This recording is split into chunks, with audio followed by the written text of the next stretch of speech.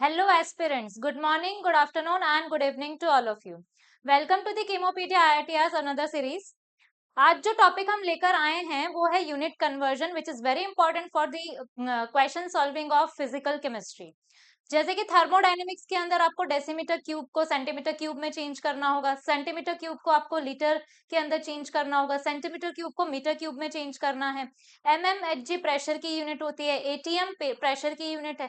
तो कैसे एक यूनिट को दूसरी यूनिट में आप इंटर कन्वर्ट करेंगे उसके बारे में हम देखते हैं, क्योंकि जब भी आप फिजिकल केमिस्ट्री के क्वेश्चंस करेंगे, चाहे वो चैप्टर 1 के हो, मोल कॉन्सेप्ट के हो, एटॉमिक स्ट्रक्चर के हो, या फिर वो थर्मोडायनेमिक्स के हो, इक्विलिब्रियम के हो, या फिर सोल्यूशन के हो, सारे के सारे चैप्टर्स में आपको यूनिट कन्वर्जन इंपॉर्टेंट है और यूनिट कन्वर्जन हर जगह आपको यूज होगा। ठीक है, तो सबसे पहले आज के लेक्चर में हम 3 यूनिट कन्वर्जन्स को सीखेंगे, जिसमें से सबसे पहला यूनिट कन्वर्जन है वॉल्यूम का यूनिट कन्वर्जन, नेक्स्ट है आपके पास में pressure unit conversion and last है आपके पास में एनर्जी का यूनिट कन्वर्जन। ठीक है, तीनों के ही प्रोसेस हम सीखेंगे कि किस तरीके से हम यूनिट कन्वर्ट करेंगे।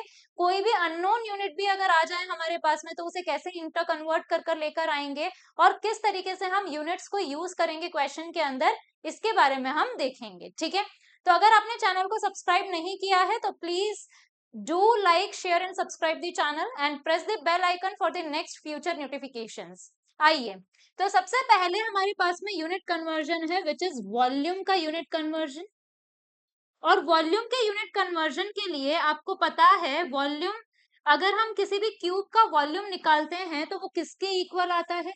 हमेशा मैंने एक क्यूब ले लिया, क्यूबिकल टैंक लिया है, अगर इस क्यूब का मैं वॉल्यूम निकालती हूँ तो वो किसके इक्वल आता है बेटा, इसका वॉल्यूम आता है आपके पास में length into breadth into height के इक्वल। यस और नो, अगर ये एलबीएच की इक्वल है तो मुझे पता होना चाहिए इसकी लेंथ, इसकी ब्रेड्थ और इसकी हाइट मुझे पता होनी चाहिए। लेट सपोज मैंने एक क्यूबिकल टैंक लिया जिसकी हाइट भी 1 मीटर है, जिसकी लेंथ भी 1 मीटर है और जिसकी ब्रेड्थ भी कितनी है, 1 मीटर है। तो मैंने यहाँ पर डिनोट कर लिया, this is 1 metre, this is also 1 metre and this is breadth is also 1 metre.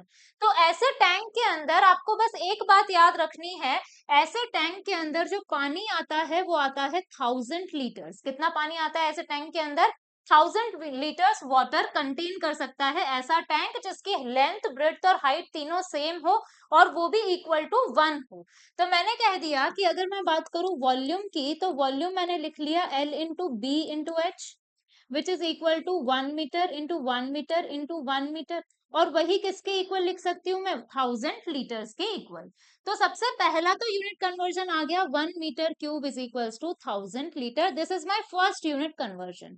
ठीक है, अब मैंने कहा बेसिकली 6th क्लास में आप पढ़ते हैं कुछ यूनिट कन्वर्जन, जिसमें आप पढ़ते हैं 1 मीटर में 100 सेंटीमीटर होते हैं, आपके पास में 1 मीटर के अंदर 100 सेंटीमीटर होते हैं, तो 10 सेंटीमीटर के अंदर 1 डेसीमीटर होता है, 1 सेंटीमीटर के अंदर 1 मिलीमीटर होता है। कुछ इस तरीके की यूनिट कन्वर्जन आप पढ़ते हैं। ठीक है, तो मैंने कहा कि अगर मैं बात करूं यहाँ पर, मैंने 1 मीटर की जगह वैल्यू पुट कर दी 100 सेंटीमीटर। तो मैंने कहा 1 metre into 1 metre into 1 metre equal है किसके, 1000 लीटर्स के। 1 मीटर की जगह मैंने वैल्यू पुट कर दी 100 सेंटीमीटर, तो it is equal to the 100 centimetre into 100 centimetre into 100 centimetre is equal to 1000 litres होता है। तो मैंने कहा इसको मल्टीप्लाई करेंगे तो कितने जीरो हो गए, 6 जीरोस, तो कितना हो गया 10 raise to the power 6 centimetre cube. Base same है, पावर्स ऐड हो जाएंगी, 1000 लीटर्स। 1000 से ये कैंसिल हो गया, 10 रेज टू द पावर 3 यहाँ पर रिमेनिंग है, तो कितना आ गया, 1000 centimetre cube is equals to 1 litre. This is my another unit conversion. ठीक है, 1 लीटर में मुझे पता है कितने ml होते हैं, 1000 ml होते हैं।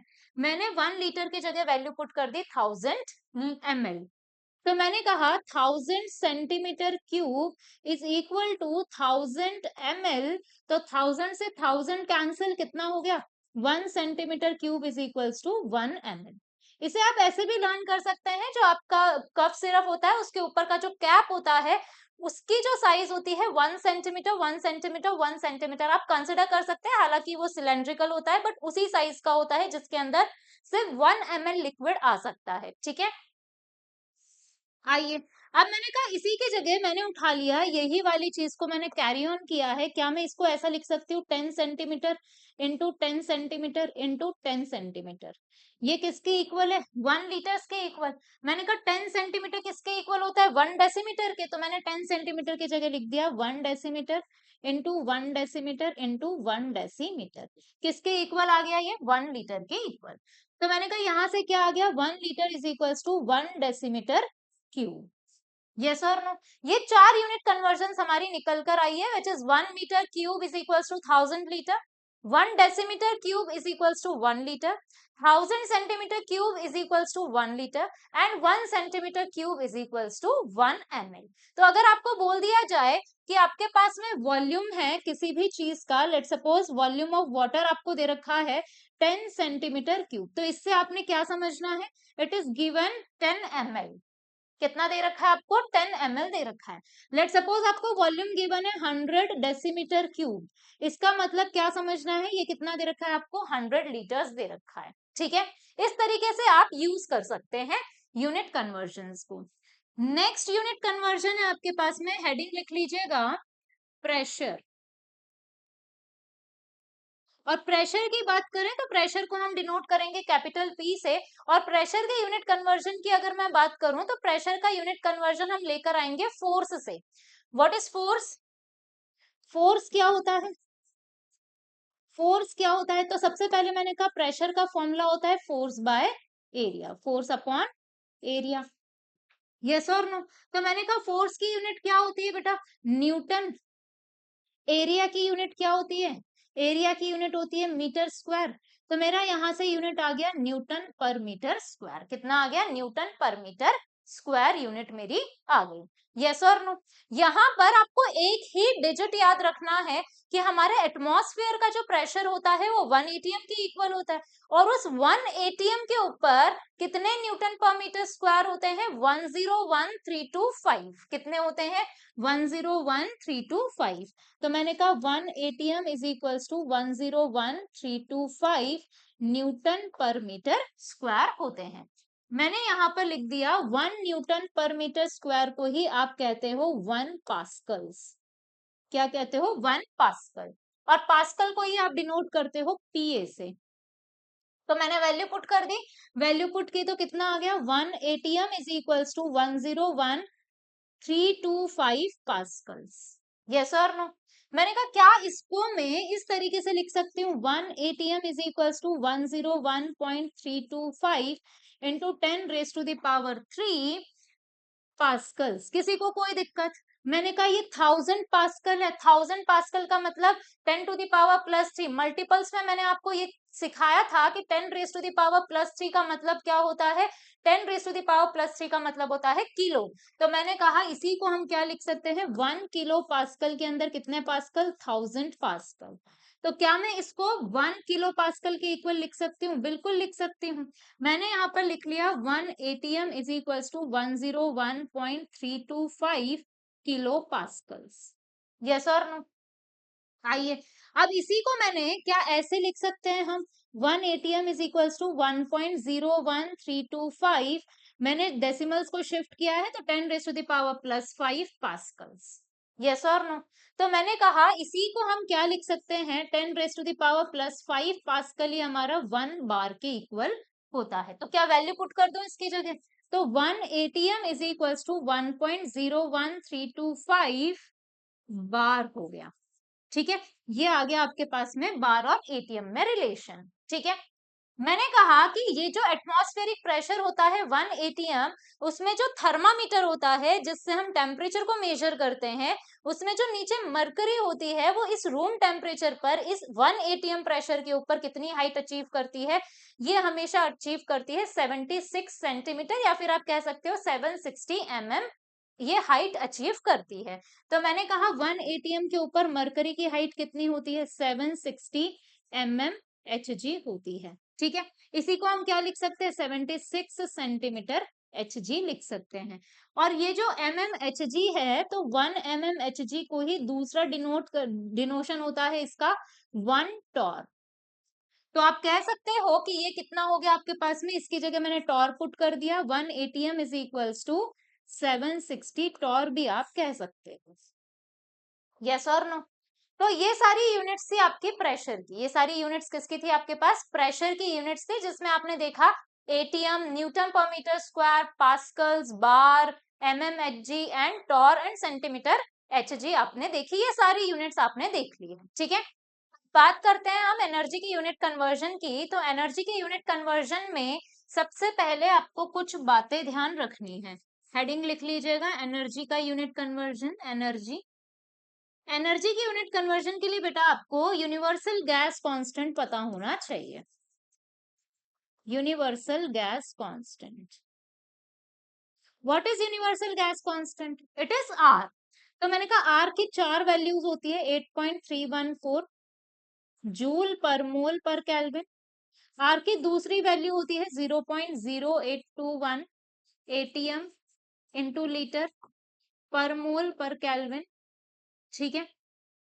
आर की तीसरी वैल्यू होती है बेटा 0.08314 बार इंटू लीटर पर मोल पर केल्विन। आर की चौथी वैल्यू होती है 2.0, ये हम ले लेते हैं अप्रोक्स, एग्जैक्टली होती है 1.98, जिसे ही हम ले लेते हैं 2.0 कैलोरी पर मोल पर केल्विन। यस और नो? आइए, तो अब मैंने कहा कि अगर मैं बात करूं यहाँ पर, तो सबसे पहले करना क्या है। लेट सपोज मेरे पास में एग्जांपल है बेटा, एग्जांपल है, लेट सपोज आपको 100 जूल को कन्वर्ट करना है बार इंटू लीटर्स के अंदर। किसमें कन्वर्ट करना है? बार इंटू लीटर्स के अंदर आपको कन्वर्ट करना है। तो क्या करना है आपको? एज इट इज 100 जूल लिखना है। आपको इंट्रोड्यूस ये वाली यूनिट करनी है। ये क्या करना है? आपको इंट्रोड्यूस करना है अपनी इक्वेशन के अंदर, और ये आपको रिमूव करनी है। यस और नो? तो जिस यूनिट को आपको रिमूव करनी है, उसी यूनिट की आर की वैल्यू से आपने डिवाइड कर देना है, ठीक है। तो मैंने कहा ये रिमूव करना है, तो जूल वाली आर की वैल्यू से आपने इसको डिवाइड कर देना है, मतलब 8.314 जूल पर मोल पर केल्विन। ये आपको लेकर आनी है, तो इससे आपको क्या कर देना है? मल्टीप्लाई कर देना है। क्या कर देना है आपको? मल्टीप्लाई कर देना है। तो कितना आ जाएगा बेटा? ये आ जाएगा 0.08314 बार इंटू लीटर पर मोल पर केल्विन, ठीक है। मैंने कहा जूल से जूल कैंसिल, पर मोल पर केल्विन से पर मोल पर कैंसिल, पर मोल पर केल्विन कैंसिल, बार इंटू लीटर में आपकी यूनिट आ गई। कितना आ गया? 100 इंटू 0.08314 डिवाइडेड बाय 8.314। ये पॉइंट हटा, ऊपर आ गया 1000, ये पॉइंट हटा, यहाँ पर आ गए 5 जीरो, ठीक है। तो ये 3 2 5 जीरो से 5 जीरो कैंसिल, कितना आ गया आपके पास में? 3 और 2 से 5 जीरो कैंसिल, ठीक है। तो कितना आ गया? ये इससे कट गया, कितना आ गया? 1 बार इंटू लीटर। किसके इक्वल बेटा? 100 जूल के इक्वल। तो पहली यूनिट कन्वर्जन आप डायरेक्ट भी याद रख सकते हैं, 100 joules is equals to 1 bar into litre आपका होता है। यस और नो?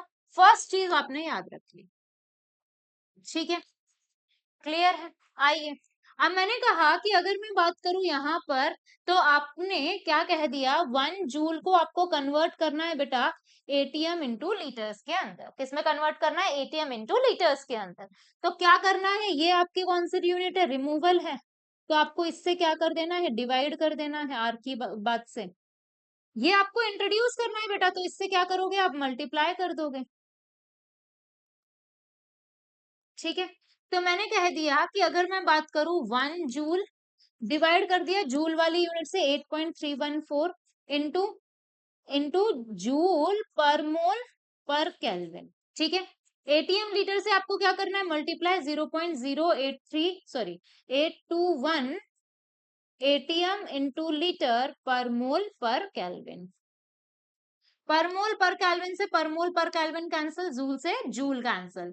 कितना आ गया बेटा यहाँ पर? 0.0821 डिवाइडेड बाय 8.314।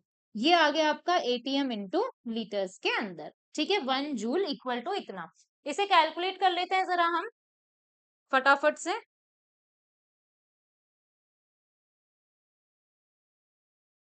ये है 0.0821 डिवाइडेड बाय 8.314।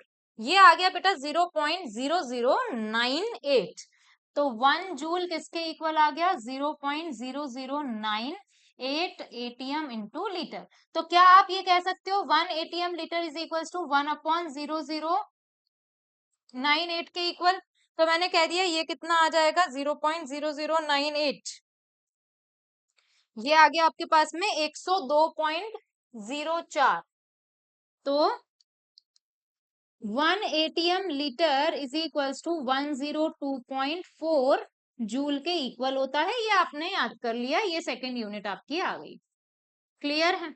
इतनी सी बात क्लियर है? आइए, अब मैंने कहा कि अगर आप बात करें यहाँ पर, तो सबसे पहले अब आपको कैलकुलेट करना है किसको? आपको कैलकुलेट करना है बेटा, लेट सपोज आपको कैलकुलेट करना है 1 बार इंटू लीटर को निकाल कर लेकर आना है, कितना एटीएम लीटर होगा। ठीक है, तो मैंने कहा 1 बार इंटू लीटर आपने एज इट इज लिख लिया, इंटू इसको लेकर आना है तो 0.0821 एटीएम इंटू लीटर पर मोल पर केल्विन, डिवाइडेड बाय इसको रिमूव करना है 0.08314 बार इंटू लीटर पर मोल पर केल्विन। पर मोल पर केल्विन से ये कट गया और ये बार इंटू लीटर से बार इंटू लीटर कट गया, कितना आ गया 0.0821 divided by 0.08314 ATM into litres. ठीक है, इसे भी हम जरा कैलकुलेट कर लेते हैं कितना आता है। 0.0821 डिवाइडेड बाय 0.08314 कितना आ गया बेटा? 0.98 आ गया। कितना आ गया ये? 0.98 एटीएम इंटू लीटर। क्या इसी को मैं लिख सकती हूँ 1 ATM litre is equals to 1/0.98 bar into litre? तो इसको हम कैलकुलेट कर लेते हैं। 1 डिवाइडेड बाय 0.98 कितना आता है? ये 1.02 आता है। कितना आता है बेटा? 1.02 बार इंटू लीटर्स। ये 1 एटीएम लीटर के बराबर आता है। ये आ गई मेरी तीसरी यूनिट। क्लियर है? क्लियर है?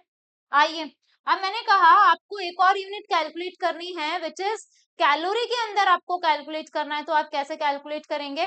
तो मैंने कहा 1 कैलोरी में आपको बताना है कि कितना जूल्स होता है। तो आपने कहा एग्जाम्पल है 1 कैलोरी आपको बताना है कितने जूल के इक्वल होता है। आप कैलकुलेट करेंगे और कमेंट सेक्शन में आप आंसर बताएंगे कि आपका आंसर कितना आया है। ठीक है, मैं वहां पर आपको बताऊंगी कि आपका आंसर सही है या गलत है। ठीक है, तो प्लीज अपने आप से कैलकुलेट कीजिएगा आप, और उसके बाद में आप कमेंट सेक्शन में बताइएगा कि आपका आंसर कितना आया है, ताकि आपको पता चले कि आपको ये लेक्चर कितना हेल्प कर रहा है। ठीक है, आइए, तो अगर आपको लेक्चर हेल्पफुल लगा हो, आपको लेक्चर से कुछ सीखने को मिला हो, तो please do like share and subscribe the channel.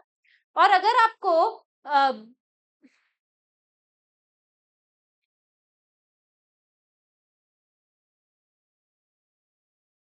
आपको चैनल हेल्पफुल लगा हो, अगर आपको लेक्चर हेल्पफुल लगा हो, आपको लेक्चर से कुछ सीखने को मिला हो, तो please do like share and subscribe the channel and don't forget to press the bell icon for the future notifications of these beautiful lectures. Okay, thank you for watching.